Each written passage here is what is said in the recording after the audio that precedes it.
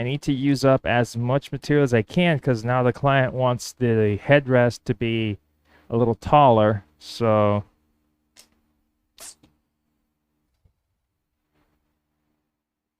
yeah, I'll probably just have to plane this down until that is gone, which is a little over an inch still, or at least most of it. Or I could just forget it and use the other side. Let's look at the other side. The other side looks great. So yeah, I could just leave this for like the back of the headboard, and it's over here.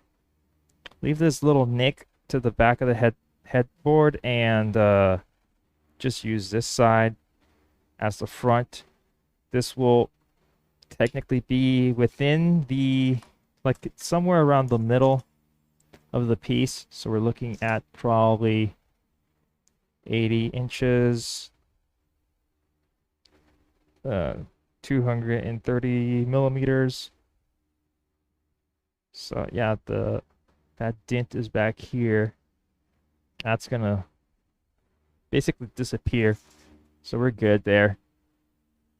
Now the thing is, do I leave it at this thickness?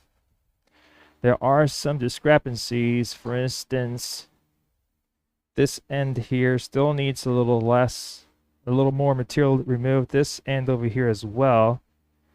But again, I don't have to use the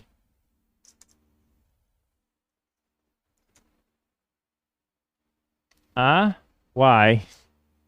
What do you mean strong, stable floor? Don't scare me now. Oh, what are you talking about?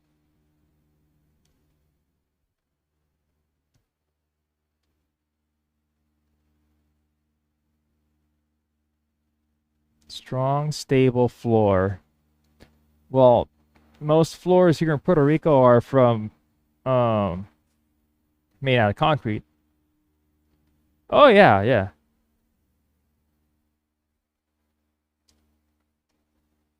Floors here are made out of concrete, so it can hold the weight. Which is primarily why I wanted to bring them down to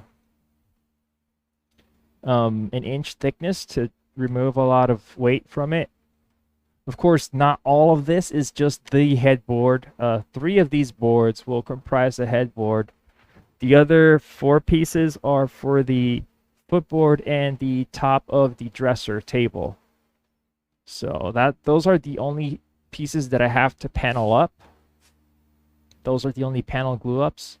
Everything else will be made out of thinner pieces, so I don't have to panel up anything else. But yeah, right now I could just say forget it and leave it at this thickness, unless the other ones still need a couple more passes though. Yeah, I forgot. Hold on. There are boards here that still have the router side of them still present, so I have to run this one through on this side for now, and this one as well. One of them is a little tricky because, well, I'm just gonna have to pull it through and then forget about that side. This still needs a couple more passes, so I'll do a couple more passes on this. Some of these I'll flip. What I'll do is I'll sand off the little ridges so that when it goes through the roller, it doesn't like shift or change the thickness.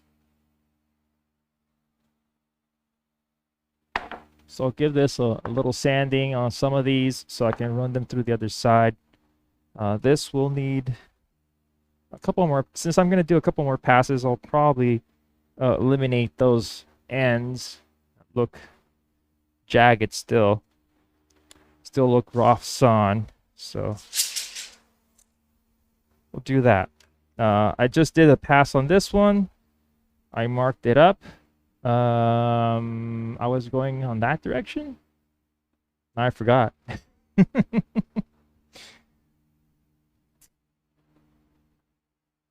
Or was I going to do that one now? No, I was going from this stack over to that one. I believe. Let's see. If the other ones shave something off, then I know that that's my sequence. But I have to empty out the vacuum because it'd be full.